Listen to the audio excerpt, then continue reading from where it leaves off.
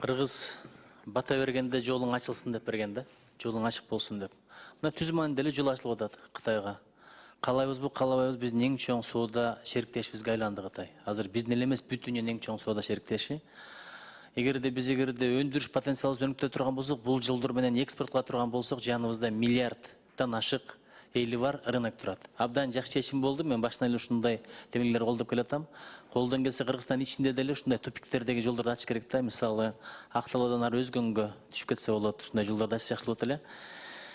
Эми бир гана дагы бир сунуш. Алайкудан да Кытайга өтсө болот. Жол таптаяр. Болгону бир 15-20 километрде эле жасай койсо, бул жактан дагы катташканга, соода кылганга жолду ачса болот. Ошондо Алайку зонасы, мына кыштын күнү көрүп атасыздар. Кар көчкү жаап калып, адамдар калып атат изоляцияда. Мындай көңүл бөлүнгөн регионго айланмак да. Азыр тупик, ошон үчүн эч ким көңүл бөлбөйт.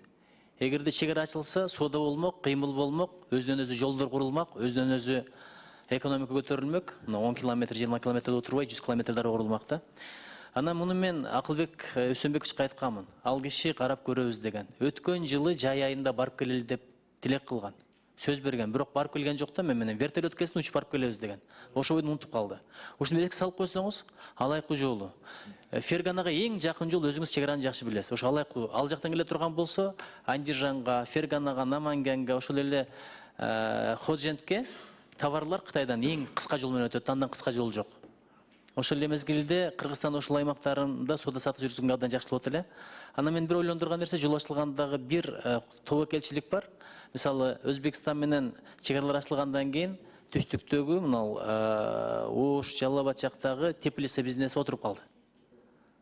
Анткени ал жактан билесиздер, бул жагынан абдан өнүгүп кеткен дыйканчылыктан өзбек туугандар. Эми Кытай менен жол ачылгандан кийин, мына темир жол ачылгандан кийин, ушундай пункттар ачыла баштагандан кийин биздеги анча-мынча өндүрүш объектилери ишин токтотуп калбаса экен деп коркуп атам да. Ошон үчүн бир протекция керек деп эсептейм. Бу жерде экономика министрлиги отурат. Анткени ал жакта биз чыгарган товарларды бизден алдаганча арзан баада, арзан наркта көлөмүн көп кылып чыгарат да. Анан ал жактан улам ташып келе берип, импорттой берип, анан биздин бизнестерди отургузуп алсак экен, ушул жагынан коркуп атам. Менимче бул жагынан экономика министрлиги мындай багыттуу саясат жүргүзүш керек.